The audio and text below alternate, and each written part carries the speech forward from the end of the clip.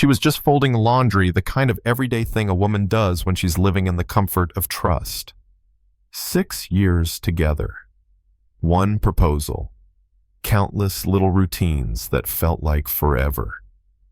She picked up his favorite hoodie, the one he practically lived in every winter, and smiled a little.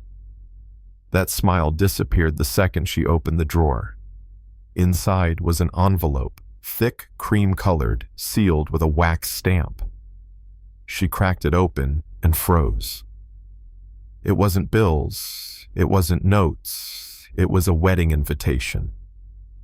His name was printed in gold, but the woman beside it wasn't her. For a moment she couldn't breathe. The air thinned, her knees wobbled, her chest caved in.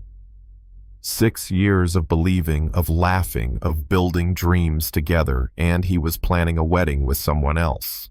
A woman named Serena Caldwell, daughter of one of the richest men in the state, and the date just a few weeks away. She sat on the bed staring at it, her fingers tracing the embossed lettering like maybe the words would rearrange if she blinked hard enough.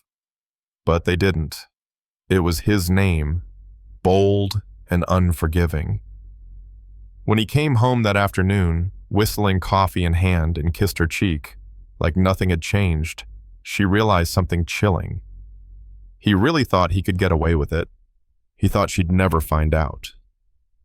That night, she lay awake next to him, his arm draped across her waist.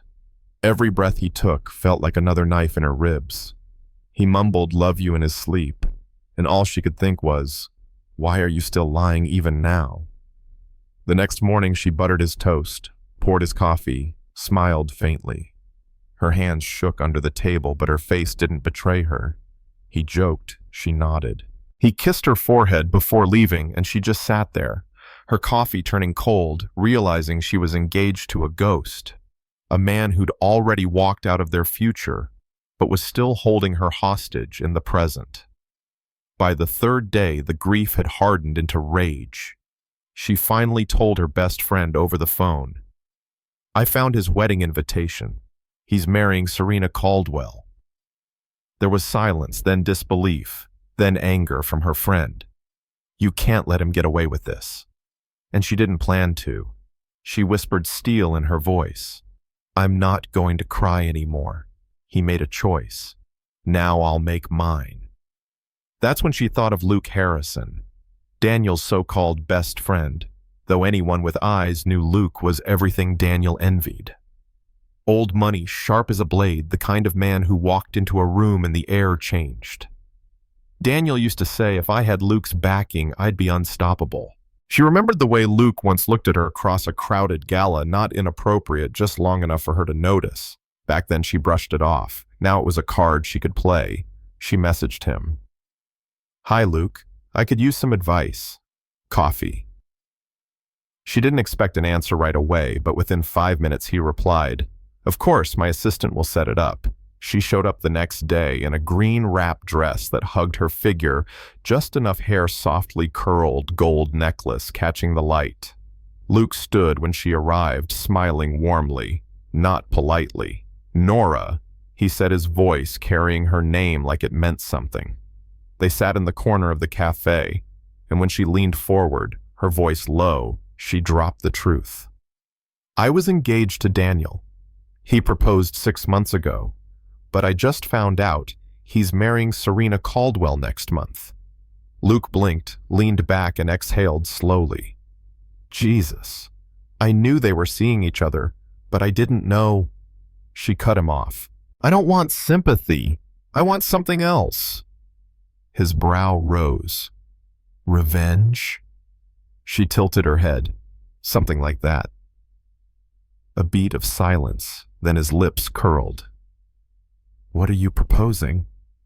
She smiled faintly. "Dinner, somewhere public." He smirked. "So he sees us." She held his gaze. "I want him to feel it." 3 nights later, she and Luke sat in the middle of a rooftop restaurant Daniel adored, a place where deals were made and reputations were measured. Luke's hand rested lightly over hers on the tablecloth, their laughter carrying just enough. And then, like a scene scripted by fate, Daniel walked in. He stopped cold, jaw tight, eyes locked on her. She didn't flinch. She lifted her wine glass and smiled the same smile he once believed was only his. Luke caught Daniel's stare and raised his glass in a slow, deliberate toast. Daniel stormed into the kitchen 2 days later. "You think I wouldn't find out?" She turned, drying her hands on a towel. Find out what? His voice cracked with fury. "You and Luke."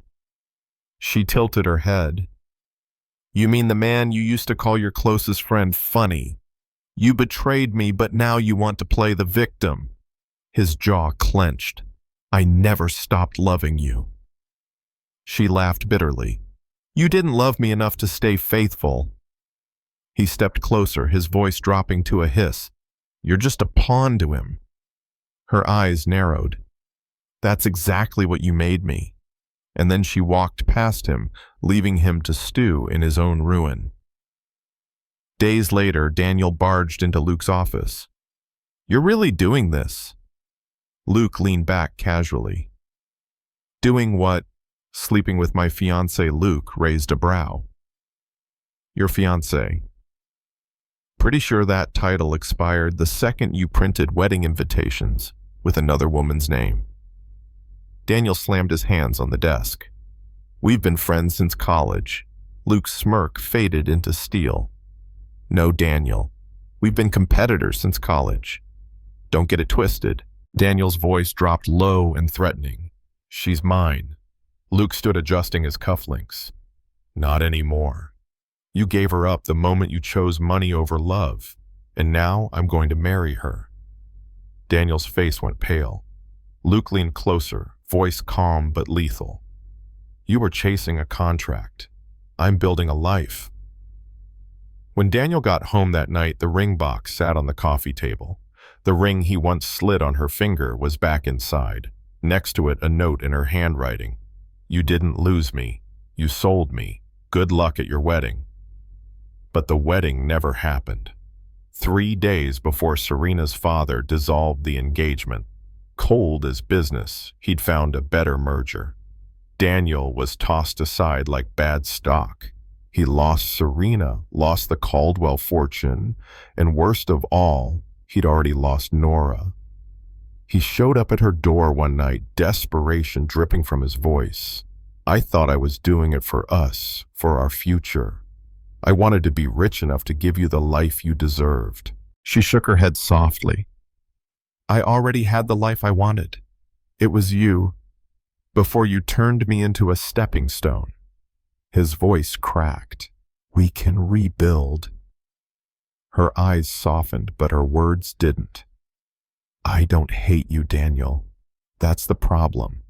But I won't spend my life wondering if I'll ever be enough again. You already made your choice. You just didn't think I'd leave." And that was the last time she let him through her door. Weeks later, the garden glowed with fairy lights, champagne glasses, clinking laughter soft as jazz. Nora walked in on Luke's arm, a champagne silk gown hugging her frame. She didn't walk like a woman recovering from betrayal. She walked like someone who had survived it and built herself back stronger. Luke raised his glass during his short toast. "I've spent years building companies, chasing deals, but nothing matters more than building a life with her. And the best part, I didn't have to fight for her. I just had to be honest, and she chose me back." From the shadows, Daniel watched. His chest tightened, his drink untouched. He told himself, "That should have been me." But the truth was harsher it had been, and he wasted it. Later that night, he found her alone under a jasmine archway. "You look happy," he whispered. She didn't turn at first. "I am. Does he really make you feel safe?" She glanced at him steady. "He doesn't have to make me feel safe. I just am with him and with myself. That's the difference." He swallowed hard, regret painted across his face. She looked back toward the lights, toward the man who waited for her. This, she said softly, is what it looks like when a woman loves herself more than she loves her past. And she walked away. He stood there in the dark, realizing he wasn't even a memory worth keeping anymore. So, what do you think? Was she right to strike back with fire instead of walking away quietly? Was Daniel just another selfish man, or was he a product of a world that worships money over love? Drop your thoughts in the comments, because stories like this aren't just about them, they're about all of us. And if you've ever seen betrayal turn into strength, you know exactly how much it costs and how much it's worth. Don't forget to like, subscribe, and share this story, because someone out there might need to hear it tonight.